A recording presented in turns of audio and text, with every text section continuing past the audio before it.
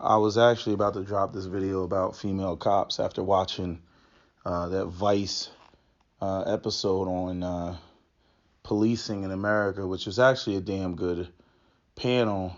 Um, but there was only one female cop up there, and there was a part of the show where the conversation kind of went left. About women being police officers and them getting tossed around like rag dolls, and then these ideas that women are going to come in and manage, in areas in which they don't really participate or can't participate. And then it's offset by the idea that they're negotiators and men are brute strength. And I'm like, here we run dangerously close back to the women are the intellectual class and men are just brute strength. And I made a video addressing that. And I'll upload that probably after this video. But I got a serious question now that, since I made that Grandmaster J is a fraud video. That video has 10,000 views and I only have 2,500 subscribers.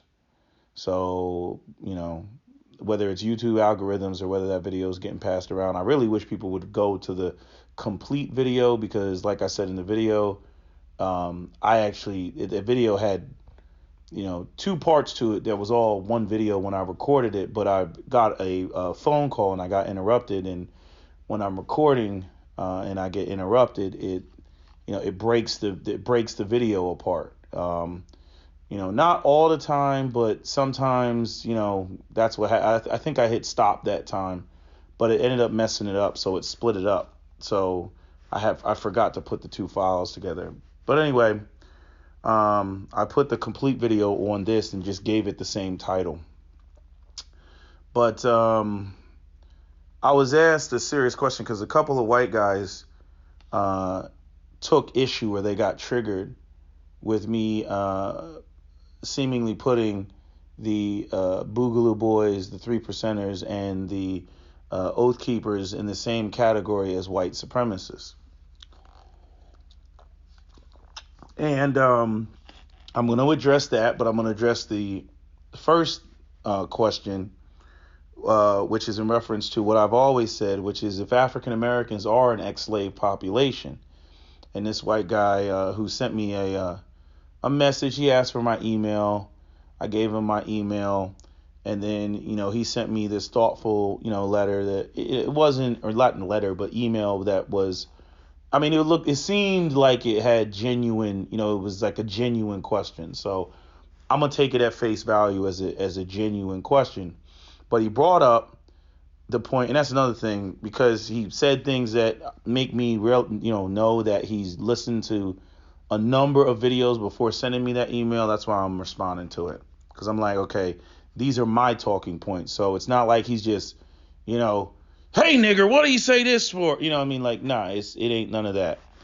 So he brought up the point that I said African Americans should be, staunch advocates of the Second Amendment, and he wanted to know why that was not.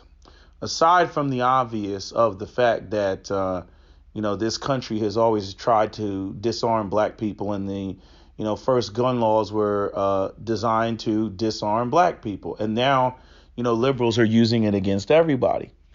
But, there's that fear factor, that a black man is not going to be treated if he carries a gun. And that still exists. It's pervasive.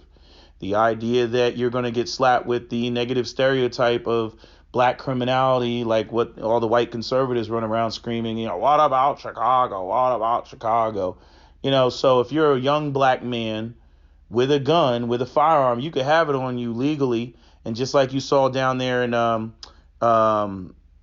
Alabama, what was his name? Was his name Bradford? What was his last name? I forget it. I forget his name. But the brother that was in the army, that there was a shooting in the mall. He pulled out his gun to see what was going on, and the cops came up behind him and shot him in the back of the head because they thought that he was the perpetrator. I can't say that wouldn't have happened to a white man, but I don't think anybody can deny the reflex assumption of black criminality when they see a young black man with a gun. It's just the way people, interpret it, the way people look at it. So, there's this rhetoric in the black community that says if you're a black guy and you're exercising your Second Amendment rights, you're more likely to get shot, or you're more likely to, end up being a target and things not working out for you, despite the fact that you did everything right and legally and whatnot. So it's better not to have a gun.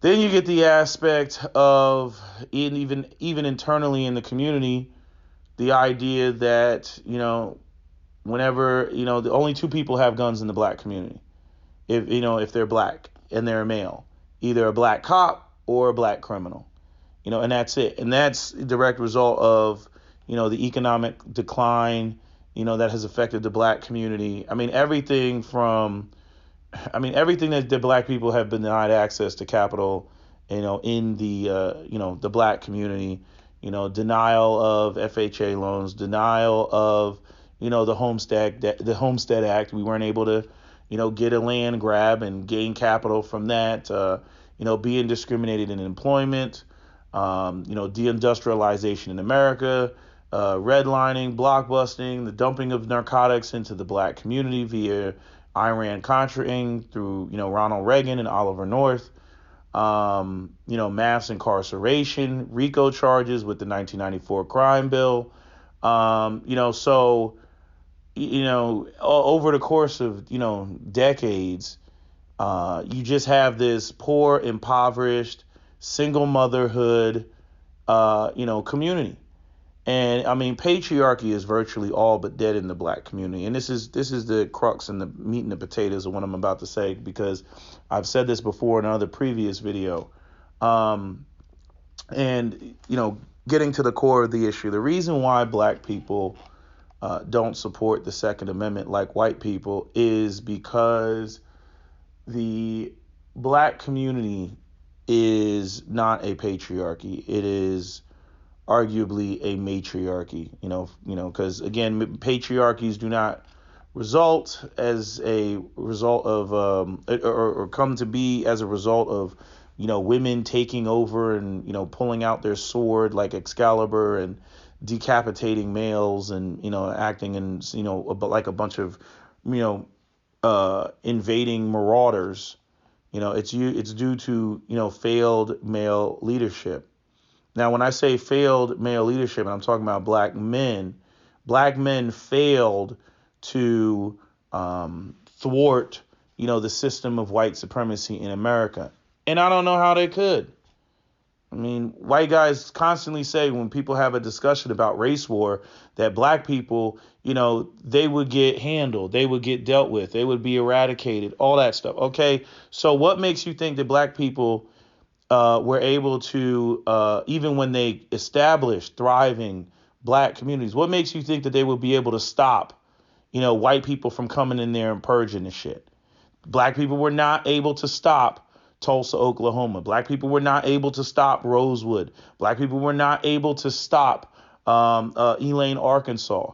And the other smaller, situations, the Red Summer and, summer of 1919, in Chicago, with the race riots and Elaine, Elaine, Arkansas, already said that, Omaha, Nebraska, Springfield, Illinois. I think there's another place in Louisiana, Thibodaux, Louisiana, the insurrection of 1898 in Wilmington, Delaware. Not Wilmington, Delaware, in Wilmington, North Carolina. What was it? OOC or something like that, Florida. I don't know how to pronounce that shit. With July Perry. So even when black people had thriving communities, because again, they weren't allowed to use white people's shit, white people came through and they burnt them out. And then tack on everything I just said about all of the, stuff that black people were denied, and yet and still black people still went off and, fought in American wars. And, Colin Kaepernick takes a knee to protest police brutality because, it's like America still gives us their ass to kiss, or its ass to kiss, and, white men all over, have a damn seizure. He needs to stand. He's disrespecting the flags, disrespecting the troops, all that shit. When black people have fought and died for this country, when they weren't even full recognized as full citizens. And white people have the audacity to sit there and talk about, who's American and who's not. You know what I'm saying? Let me see you go to work without getting paid or without being recognized and then tell me about how good of an employee you are. You know what I mean? Or have somebody talk about how terrible of an employee you are when you haven't been paid in several weeks. But anyway, getting back to the whole matriarchal role reverse setup in the black community. Bottom line is black men don't have anything to fight for. When you talk about white men and having to justify ownership of an AR-15, right? And they're talking about a tyrannical government and all that other shit. White men have families to protect.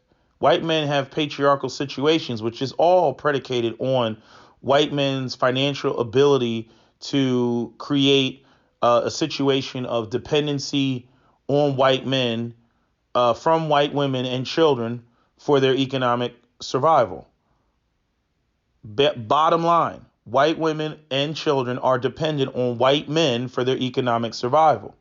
Now picture being a second-class citizen in a country where you're denied access to capital and resources at the collective level. You're living underneath, apartheid. And then even after American apartheid is over, you can change the laws, but you can't change the hearts and minds of men. For decades, you had situations where, and even now, the same job, black men make such and such a cents on the dollar as compared to white men. Black men are less likely to be promoted and move up the ranks and stuff like that because they got to break through the old boy networks. And the only black men that are going to get through the old boy networks are not black men that, all have the mindset to benefit their own community. That's not the black men that white men are going to empower and put in positions of power and authority. They're going to put black men in positions of power and authority that espouse the system of white supremacy. Your sort of Sheriff Clark types and your Brandon Tatum types who both have white wives. OK, that's what white men are going to put up on a pedestal. They're not going to put some black guy like Fred Hampton that's talking about, hey, I'm trying to fix the black community and we got to focus on resources being allocated towards the black community and everything I do is going to benefit the black community, despite all the bitching and complaining that white men love to do when they want to talk about Chicago. You argue that black men need to, you need to fix your own situation and personal responsibility and clean up Chicago. And then when black men focus on themselves, even sound like they're focusing on themselves, y'all come through and file complaints about reverse racism because you're so concerned about either what you think you're not getting or what you think you're entitled to or what you think the black guy is getting more than you, despite you all being, the dominant members of this society. You can tap into everything that you want to tap in. When you go to a job interview, 9 times out of 10, the guy behind the desk is white. When you go to the bank, 9 times out of 10, the guy behind the desk is white. Okay, any opportunities, business deals you want to tap, you're dealing with a population of people who already control the overwhelming vast majority of resources in America and always have. And then dare a black man point that out, you jump up and gaslight him and claim and act like he's crazy or he's lazy or he's making it up or he's making excuses. It's just like, I was talking to a white colleague of mine talking about the creation of the suburbs. The suburbs were created. FHA loans and all that shit the government did after World War II to create Levitt towns that black people were excluded from, then tackle on all that redlining. And we're only giving loans to people in this area. Knowing damn well when you go out and you go for a business loan, one of the things that they leverage against you is what? The equity in your home. So, but if you're relegated to a shitty community that the bank has already deemed of no value or it won't appreciate or whatever, and you're trying to start a business and the bank won't give you a loan, how can you fix your community if you can't get the capital to get the business loan in order to establish businesses in your community for yourself? Or you end up with situations where, as I've talked to people before about this. They took all the vocational programs out of the inner city schools.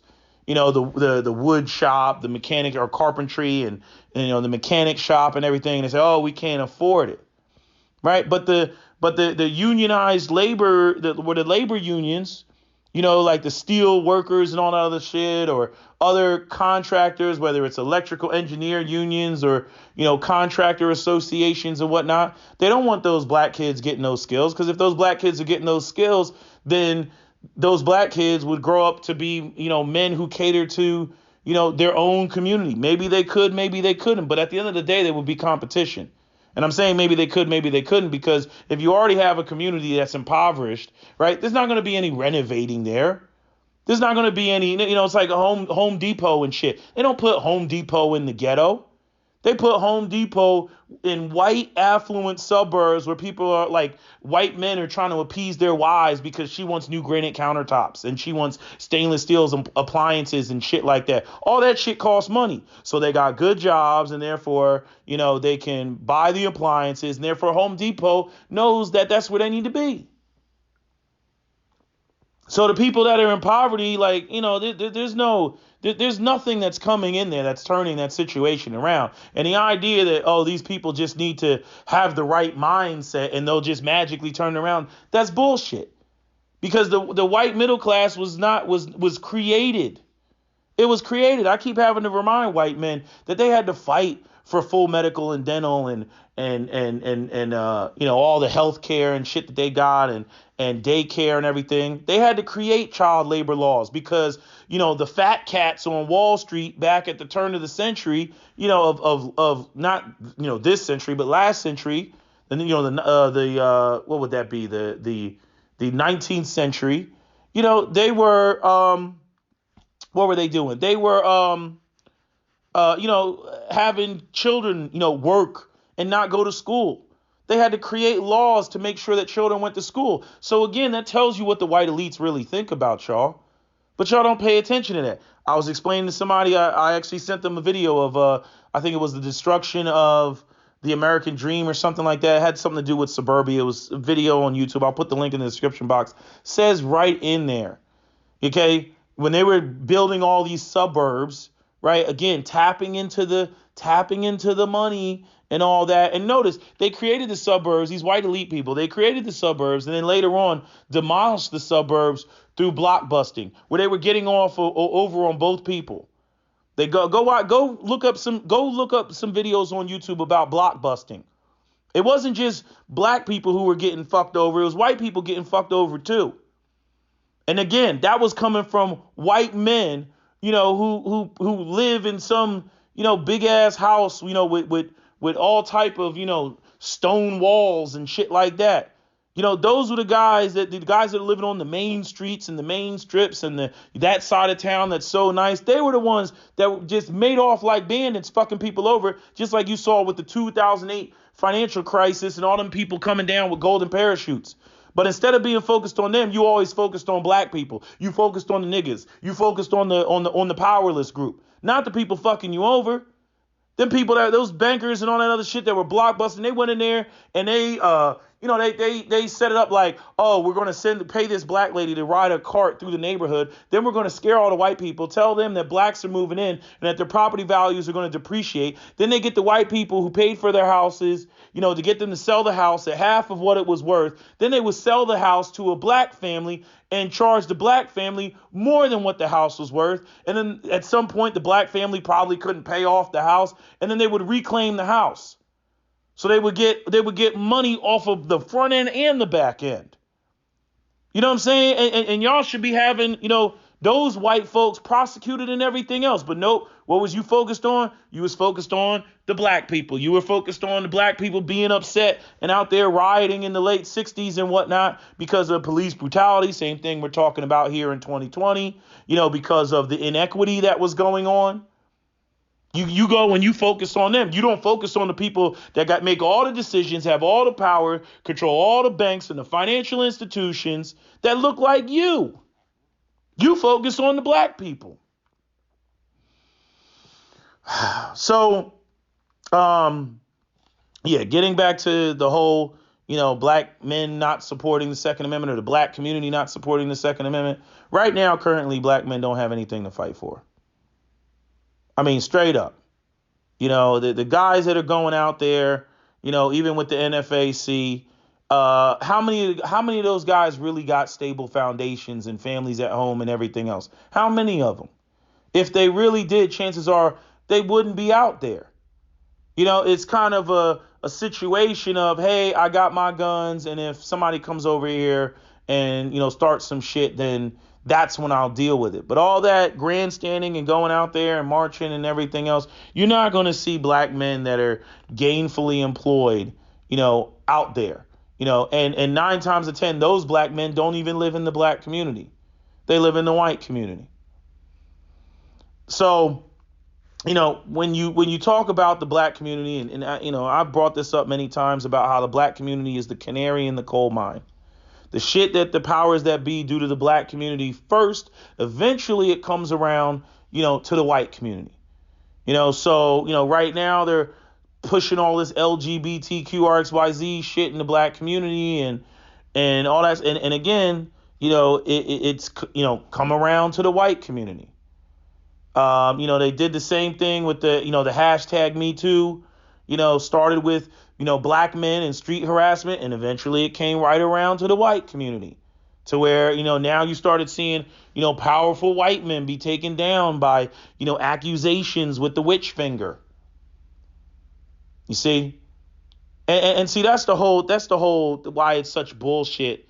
When it comes to, the rhetoric of these, groups that want to claim, that they're all about America and they're all for America and all that other bullshit. But again, when shit happens to black people, they're silent. They're silent because they're, they think they're either getting over, or again, they don't care whether, it hurts black people as long as it doesn't hurt them. I hear all this talk, when it comes to these Second Amendment people and the Oath Keepers and the what do you call it? The Boogaloo Boys and what's the other faction? The 3%ers. Give me liberty or give me death. Right? The tree of liberty must be refreshed with the blood of patriots and tyrants. Right? Praise the Lord and pass the ammunition. Right? They talk all this stuff about, what it is to be an American, what it is to be a patriot, and we got to have all these guns to fight tyranny. Then when tyranny actually happens, y'all ain't nowhere to be seen. Y'all ain't nowhere to be seen. It's blue lives matter. And again, black people, we already know what it is. First off, it's not cool to claim or say that you're a white supremacist these days. So they don't do it. So now it's about being an American or being a nationalist. And so white people hide their racism behind patriotism. So now that's what it's all about. Blue lives matter, all that shit. Notice it's always blue lives matter whenever the situation involves a black man. It's blue lives matter. Just knee-jerk reflex reaction, blue lives matter. But then when you end up with a situation where the white cops are fucking with other white people, then all of a sudden y'all talk shit and talk crazy like you getting ready to go out here and shoot cops. Y'all out here, talking about, one more step, one more itch, pack your bags, like James Yeager said, when the shit is affecting you. But when it affects somebody else, when it affects your fellow Americans, y'all don't give a fuck. And so black people are tired of playing these fucking games with you and using, soft speak and all that. And acting like, oh, well, I'm not saying all white people and da-da-da. Man, fuck it, all white people. Fuck it. Because, it's just like what people say about cops. It was just a couple bad apples. No, they're all bad apples. If the good cops don't say shit, if they don't correct the shit. And the same thing goes for white supremacy. If all the good white people ain't going to say shit, they just as bad and they in the same category as the white racist and the white supremacist.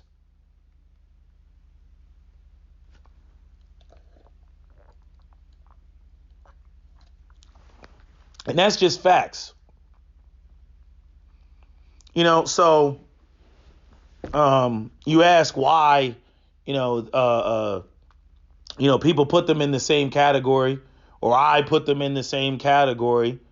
And I do recognize, that there's differences, but it's like, again, mileage may vary.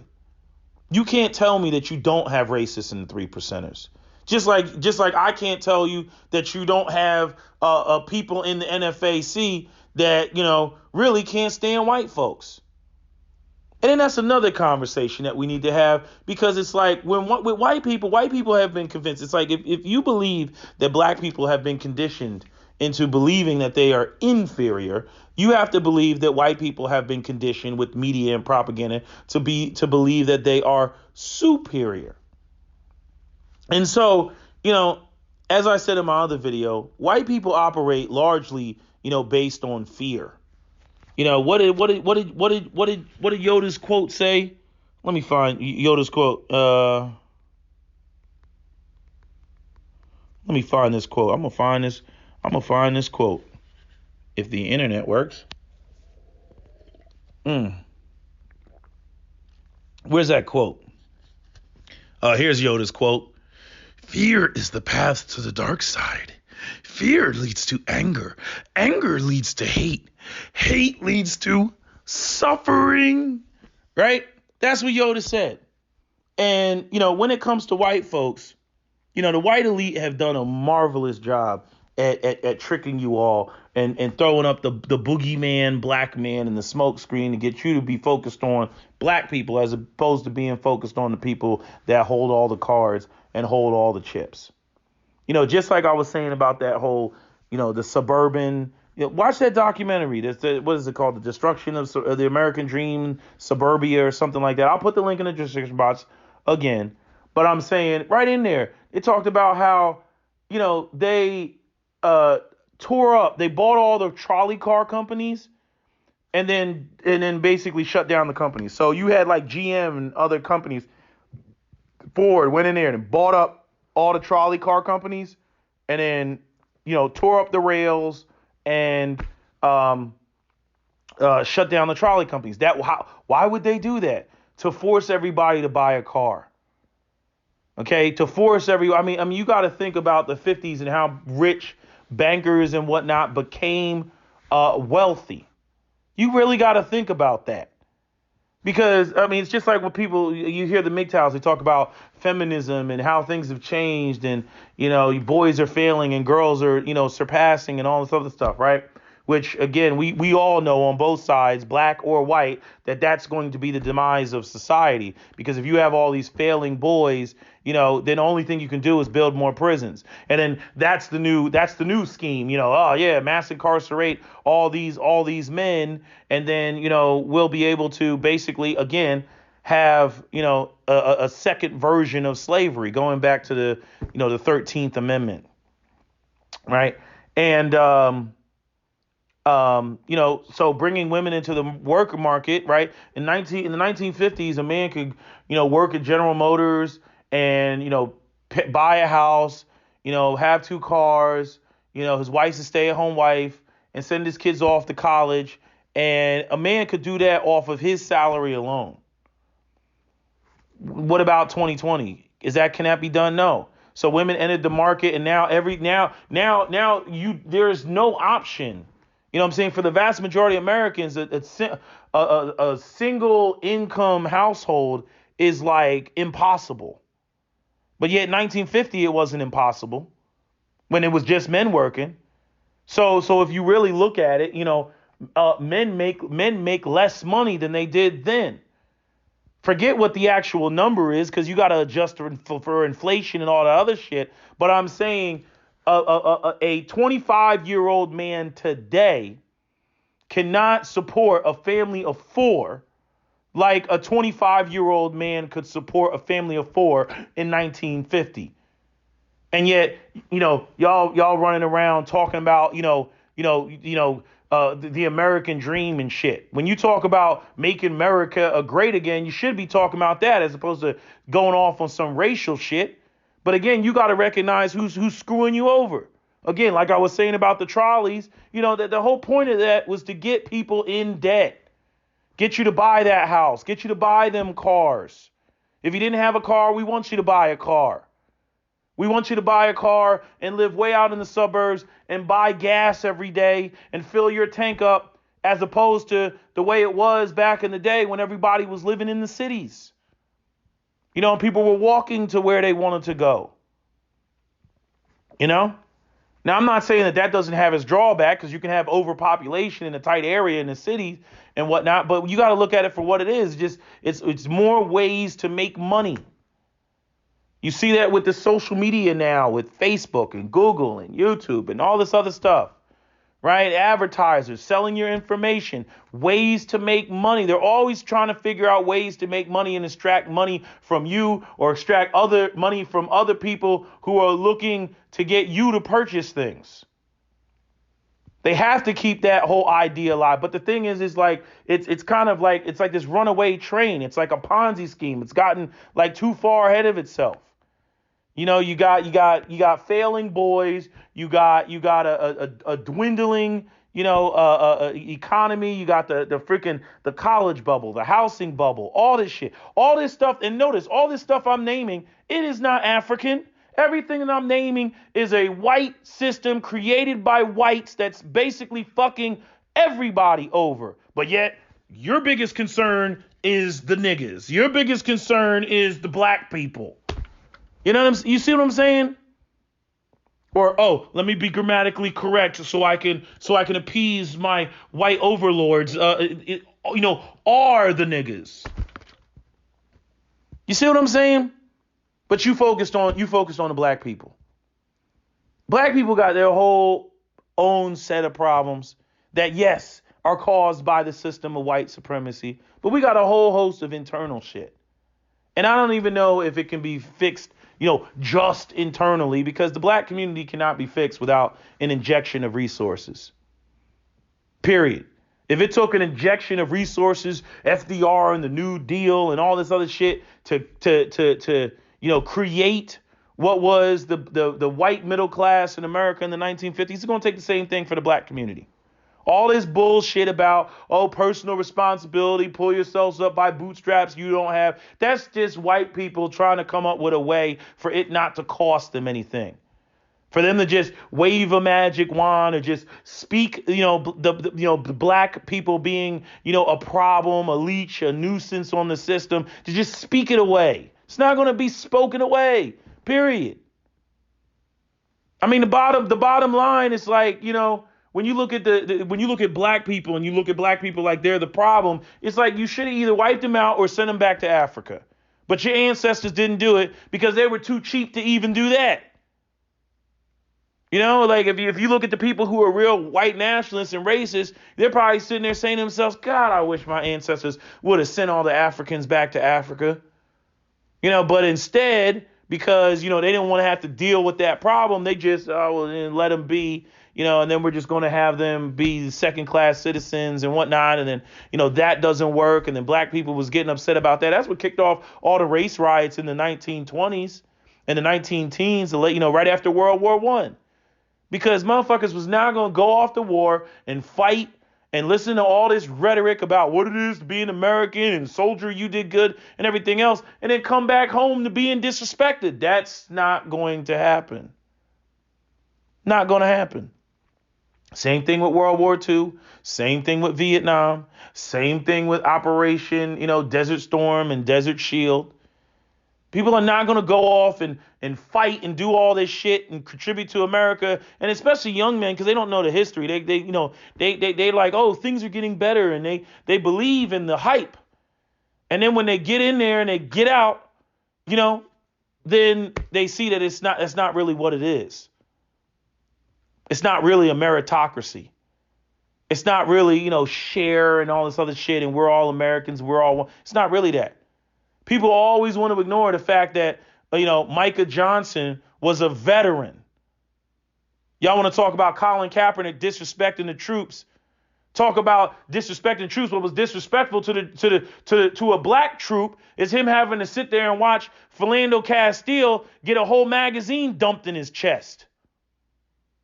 Because notice, Micah Johnson shot the place up after Philando Castile was killed. After.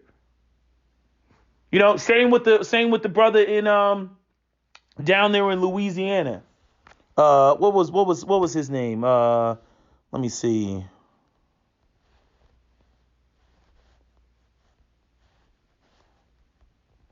Let me see. Police shooting. What was his name? No, it wasn't Alton Sterling. Alton Sterling was the one that got killed. Who was the one? Who was the one that shot police? I always remember his name, and then it's always at the tip of my tongue, and then I forget.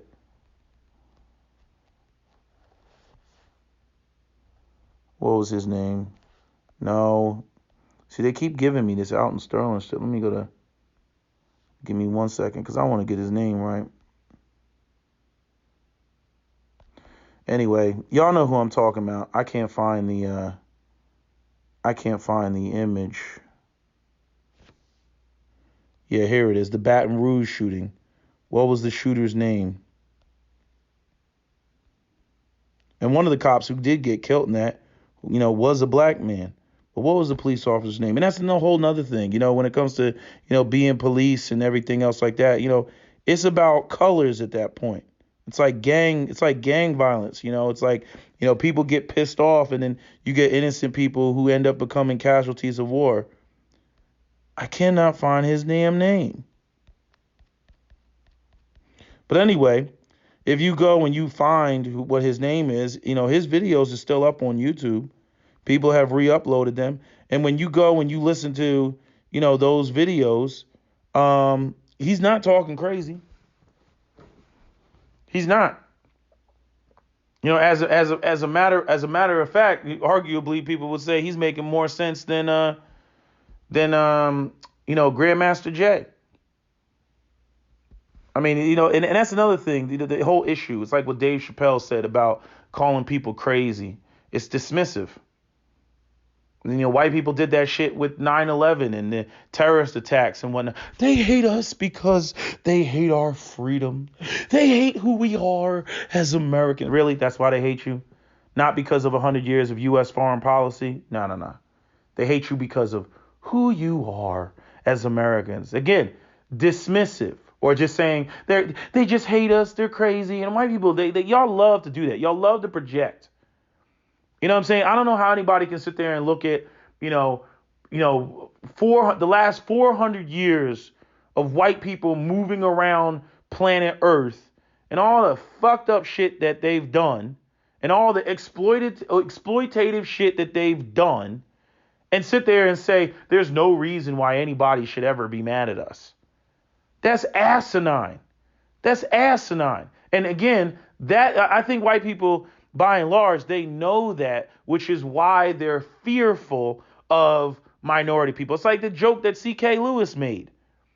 It's like we're not just gonna go from number one to number two. Like we're gonna be like prostrate on the ground and get fucked in the ass. But until then, right? That was his joke. Right? Again, what do they say about jokes? Why are jokes funny? Because there's an element of truth to it.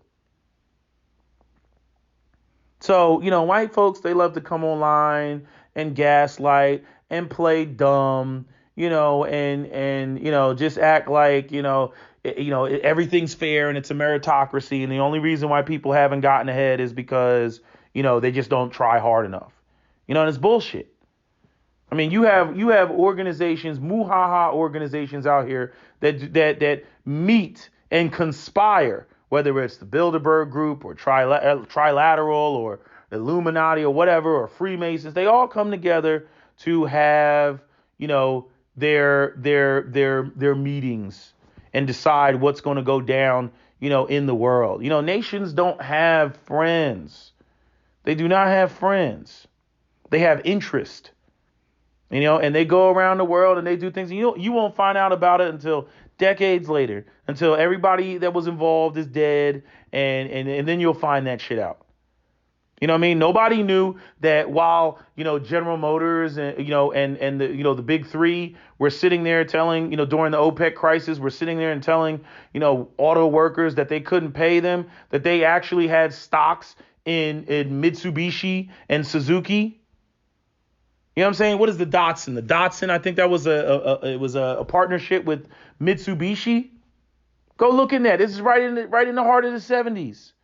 Right when they cutting jobs and shit like that. Again, that's your people, the people who look like you, who are making those type of decisions.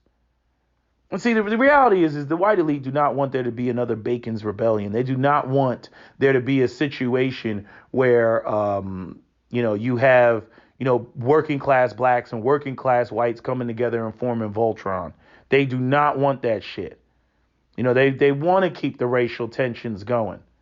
You know what I mean? But the thing is like some of you all will acknowledge that, but you do it from the standpoint of trying to make it like it's even between black people and white people, and that all of black people's anger is somehow artificially manufactured in the media, and that's bullshit. Y'all know what y'all did. Y'all know what you engaged in. And that's another thing that white people try to do now. Like once you point out the muhaha-ness of the white elite, then they try to act like, yeah, black guy, I'm on your side. Because and it's like, nah, motherfucker, you was over there for way too long when you thought the shit exclusively benefited you. Now that you've become woke, now you realize that they're fucking everybody over, not just black people. Now you want to sit there and you want to talk about the system. It's like all these poor ass white people, that vote for Donald Trump, and they don't have a pot to piss in, but somehow they identify and put themselves in the same category as Donald Trump simply because they are a member of the same race. You see, that's not really something that black people can tap into. There's no black elite to identify with that controls the whole system from the top down. Like y'all have whole classes of white people to aspire to, from childhood. Hell, when you turn on the television, the first image you see as a child is He-Man and Superman, and then the presidents are always white.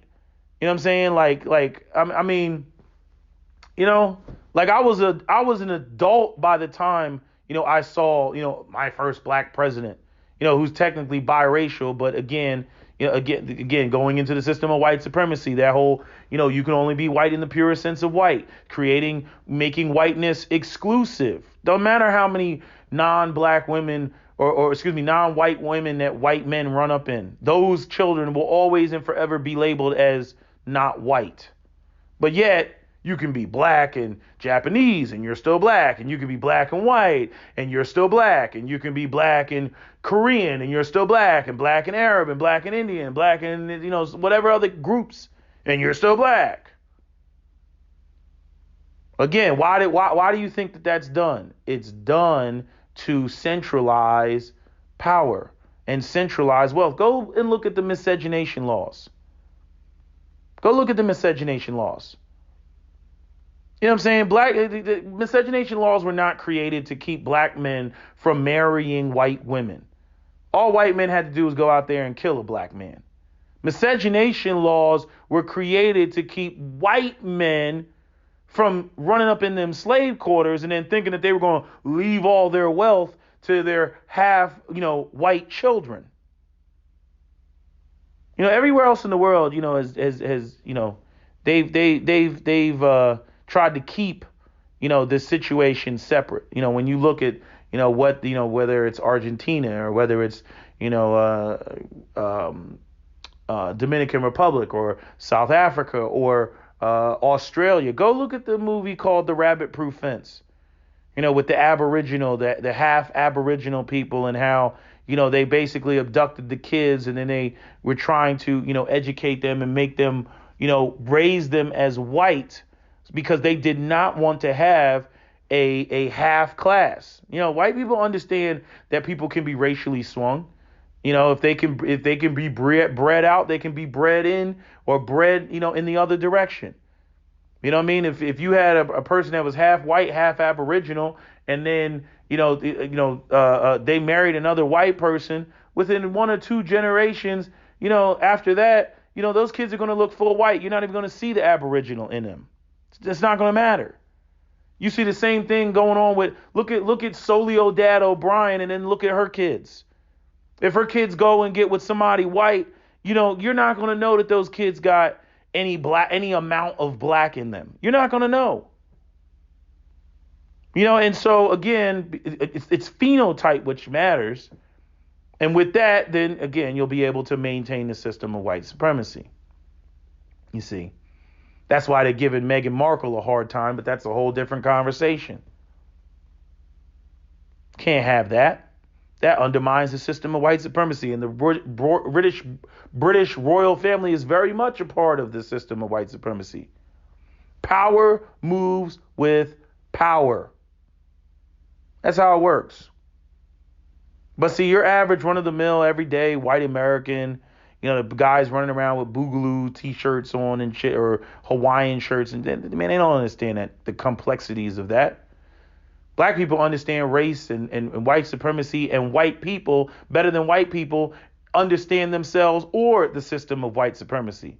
It's just something that they say. It's a talking point, but many of them don't truly understand the depths of it. They don't truly understand, how evil it is and the fucked up shit that it actually does.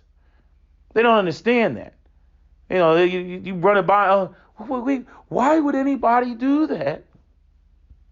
Why would anybody do that? As I've said before, white people, the people who want to talk about who's got higher IQs and everything, white people's IQs or the idea that they're just the superior intelligent race and everything is literally matched by their savagery. But they don't want to face the fact that they're more savage than many other groups of people, with all the weapons of mass destruction, the bombs, the Tomahawk missiles, the aircraft carriers, the thermonuclear bombs, the freaking what do you call those? The hyperbaric bombs. What do they call them damn things? All type of missiles, machine guns, all that stuff. All black on black violence. All the blacks are killing each other with guns they didn't design and they don't manufacture. With bullets that they didn't design and don't manufacture. Same in Africa. It's like Africans don't even manufacture their own weapons. Why, how did these people in the Congo who can't even afford shoes, how the hell did they get an AK-47? Because they were put there. Who put them there?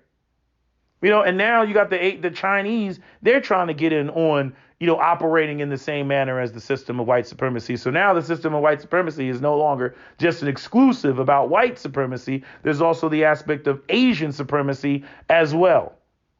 And because of the whole Wuhan virus and the whole, coronavirus situation and the way that the Chinese were just blatantly mistreating Africans, now the Africans are reevaluating their relationship with the Chinese. But they should have recognized that shit before.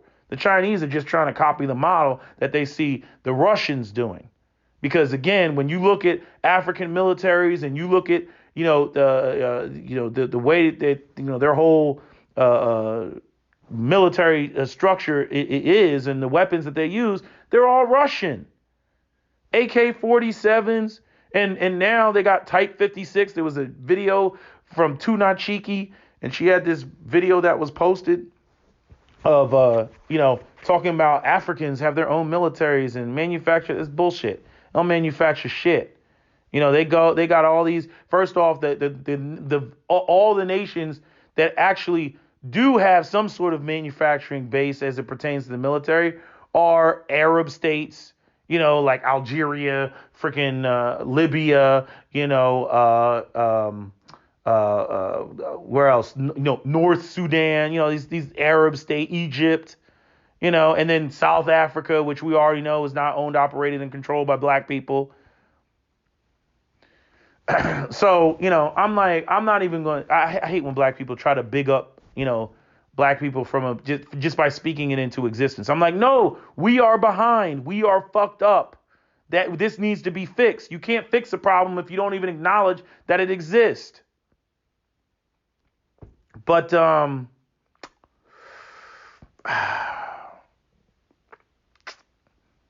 this is the world that we live in. This is one of the reasons, everything I just laid out is one of the reasons why I do not subscribe to religion or any Abrahamic religion or Christianity or the sweet twinkle of white Jesus.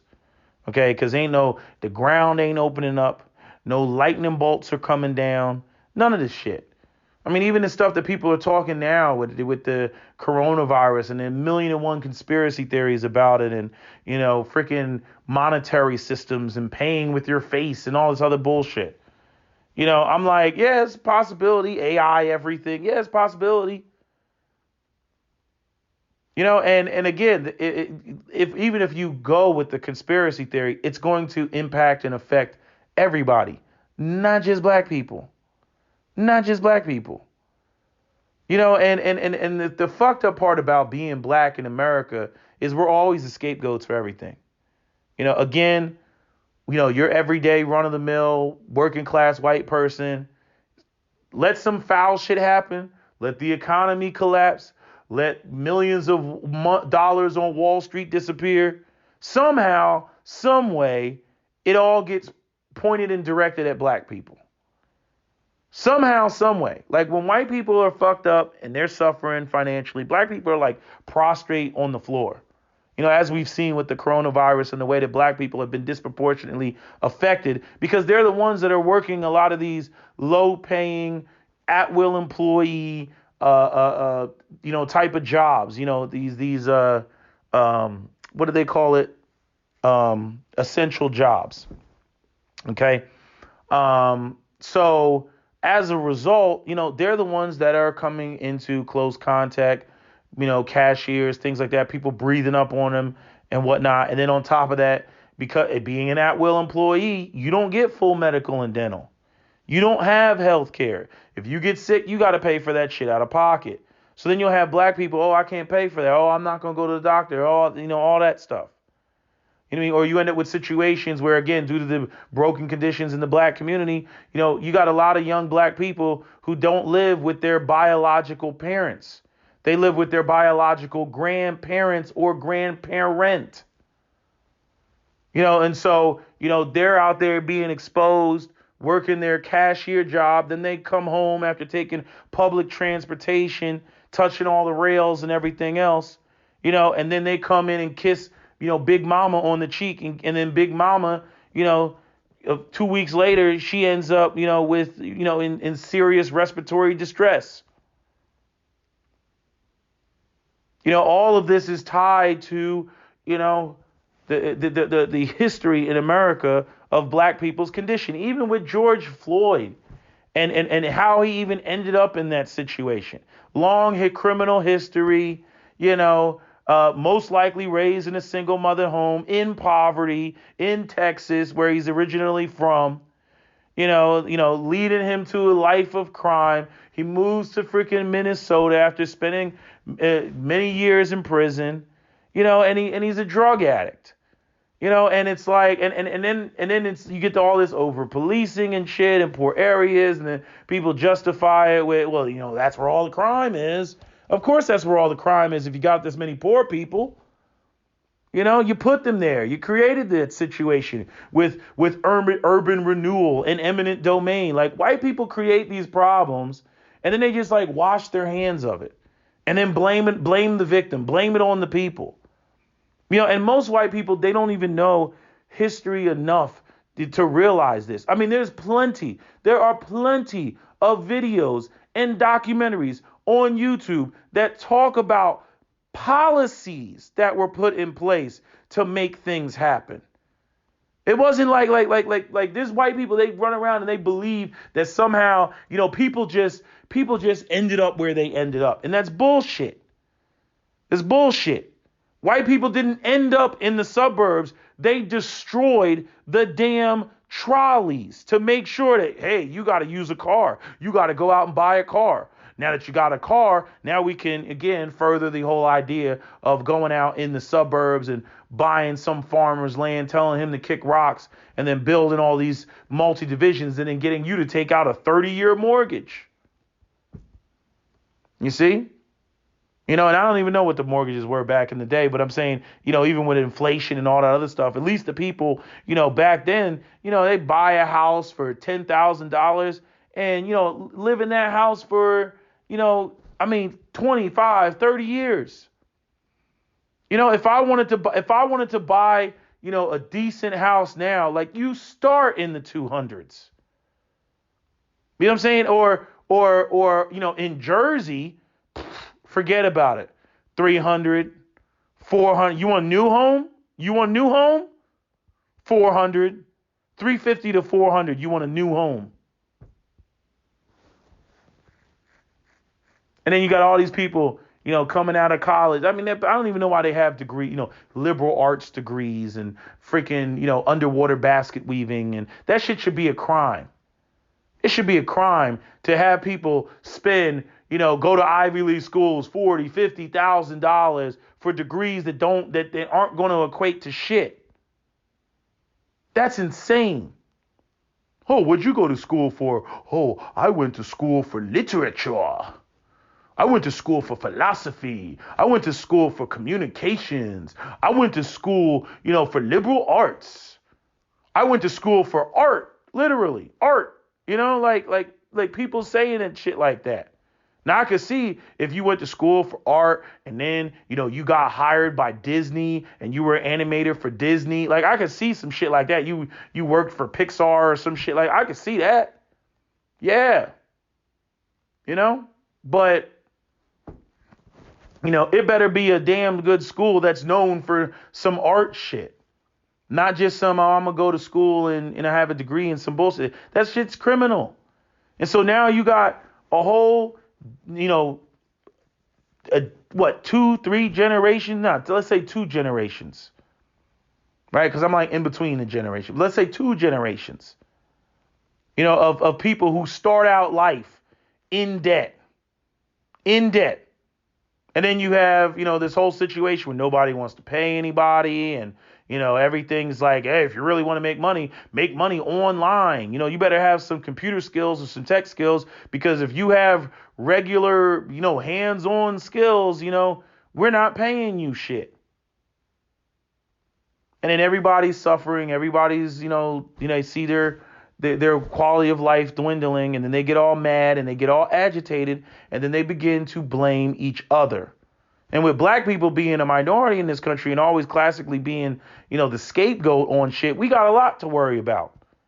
Because it's only a matter of time. It's the same thing that the guy with the funny mustache, did over there in Germany, creating propaganda against a group of people. When you start hearing that rhetoric, when you start hearing the rhetoric of, those people are the problem, this, that, and that's tenderizing you for genocide. That's the reality of that shit. Because again, the elites they don't care who gets thrown underneath the bus, long as you ain't looking at them.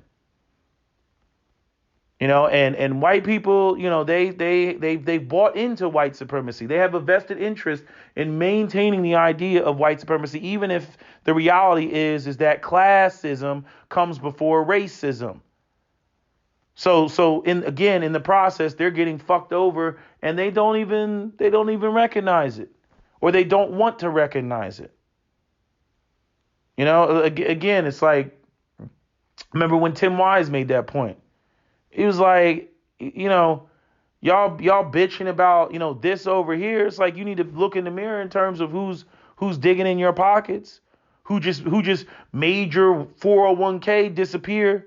That sure as hell wasn't black people, or who made, the equity in your home basically crash and fall to zero. That wasn't black people, or who took your job and took it overseas. And now, all the, those products are being made in China or being made in Mexico. And then they're only being assembled in America. That wasn't black people.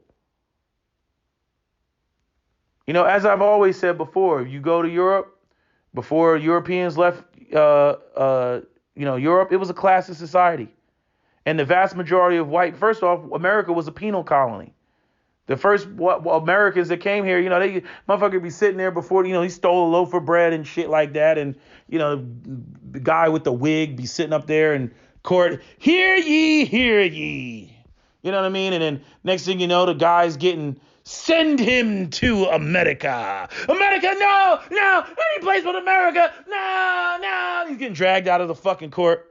This is that shit with Australia. Send him to Australia. No, not Australia. Anywhere but Australia. No. Go ahead, look at it. Type in America, penal colony. Type in Australia, penal colony. You know what I'm saying? Europe send its dirt to America and send its dirt to, Australia. Again, the European nations, they were classist, always been classist before race even came into the conversation. It was kings, nobles, and peasants. And now that the kings have essentially been done away with, the new oligarchy is the business class and the banking class. That's the new oligarchy. Those are the people who run shit. The big ass corporations. You got companies that got more money. That's why they're having all these court cases talking about, trust and shit like that. Same conversations they were having, with, Carnegie and JP Morgan and JD Rockefeller and shit like that. And, didn't you see that documentary, the Men Who Made America or whatever it was called? Yeah, they're having the same conversations with Jeff Bezos and Mark Zuckerberg and the dude that's in charge of Apple and Bill Gates. They're having the same conversations with them. The dude that's in charge of Google, same conversation with them. You see, they got more power than, again, what did the Rothschilds dude say? Give me control of a nation's wealth. I care not who makes the laws. Yeah, because it's all about the money. It's not about anything else. It's about the fucking money. So that shit is more important important in more ways than one. Not just as it pertains to patriarchy and the nuclear family, but it's also important as it pertains to, the powers that be. I mean, think about it. What sense does it make to have a system where you have a separation of government, where you have the judiciary, legislature, and executive branch, right? Because the founding fathers, they decided that, they wanted to have a balance of power, but yet there's absolutely no balance of wealth. There's absolutely no balance of resources. Because people, via the media machine and the propaganda that the elite people own, operating, and controlled, have convinced you, that, on one side, they convinced them that, it's all personal responsibility. And then on the other side, they convinced them, that they're just, these super victims, which is actually brilliant, and again, they're known for playing both sides of the fence. Because once you create a both sides of the fence situation, again, you've created the distraction away from yourself, because those two groups with completely different ideologies will now focus on each other and fight each other, as opposed to fighting the people who hold all the cards and hold all the goddamn chips. And what's crazy is, here I am as an African American with my tiny Negro brain and my inferior melanated being, and y'all motherfuckers haven't even figured this shit out yet. But yet you come on and, you get online and you find yourself diving into black conversations and just wagging your finger and shit, and you don't even know how the whole system works, and you're a fucking member of it. You're a member of it. You got the same genetic background of the people who run the damn shit, and you don't even know what the fuck is going on. Maybe you don't, because you don't have the view. You got to have the view from the bottom. And being black allows black people to have the view from the bottom. You don't recognize, it's like, I remember I was talking to my white colleague about this, and I said, it's like if you're near the top of the mountain, you don't look down, you just look up, and you see all the mountain, all the peaked snow caps, that are in front of you, but you're also standing in snow. You just haven't reached the top of that, snow-capped peak. But the people at the bottom, they see the whole mountain. They see the whole thing. They see it's like you get to see how the whole thing works, and you realize shit. The guy sitting up there close to the top, but he's not at the top. He may not even realize that he's a cog in the whole thing. He doesn't even realize it. The people at the bottom that are shunned out of it, they see the whole picture. Again, and I'm saying they keep hinting at this in these movies that they create constantly. In the Avatar and in Enemy Mine and in what other no, excuse me, not Avatar. I'm thinking something different. Because I talked about that with the whole, white people always staying at top, Avatar, Enemy Mine, Last Samurai, Dances with Wolves, and all that stuff. That's not what I'm talking about. I'm talking about movies like Hunger Games and movies like Snowpiercer. Everybody's stuck in this balance, this ecosystem that has to be balanced. And he fought his way all the way to the front of the train, only to be told some moo-ha-ha shit. And you see that same thing in Hunger Games, moo-ha-ha shit. You see the same thing in similar situation in The Matrix when Neo goes to talk to the architect. Again, these are the move. Like personally, I just think the white elite, there's some conniving, brilliant motherfuckers, because they'll put the shit right in your face. They'll let you see everything that they're doing, and because they already showed it to you, you won't believe that that's actually what it is. It's brilliant. It's brilliant. Because see, if they hid it from you, and then you actually, defeated the dragon and the wizard and went down to the 33rd level, if you actually just found, then you would be like, see, look, this is what it is. You know what I mean? But, the brilliant thing that they do is they put it out there, they put it on Front Street, and when they put it on Front Street, you could have passed right. It's right in the deck of cards. They actually gave you what is actually going on, but you just overlook it because you just see it as a card as any other card, all the other false cards that they threw in there, but the Joker card is sitting right there looking you in the face. Hell, when most people play a game of any card game, what's the first card that they toss out of the deck? The Joker. See, we won't need this card, throw that card. Actually, that's the card that tells you everything about what's going down. But anyway, I'm getting too deep for you all. So I'm pretty much done with this video. If I end up disappearing and whatnot after laying this video out, you know why. But that's that. I hope that answers, among other things, why the African American community, doesn't support the Second Amendment like that. We don't have anything to fight for. If you bust up the nuclear family, and men and women are not in agreement with each other, you don't have anything to fight for. There's no, we're gonna fight tyranny. What are you fighting tyranny for? You don't have a community that you're actually protecting. You don't have a family that you're actually protecting. You might get a gun to protect yourself, but there's not going to be any concentrated effort. You get what I'm saying? There's not going to be any militia, so to speak.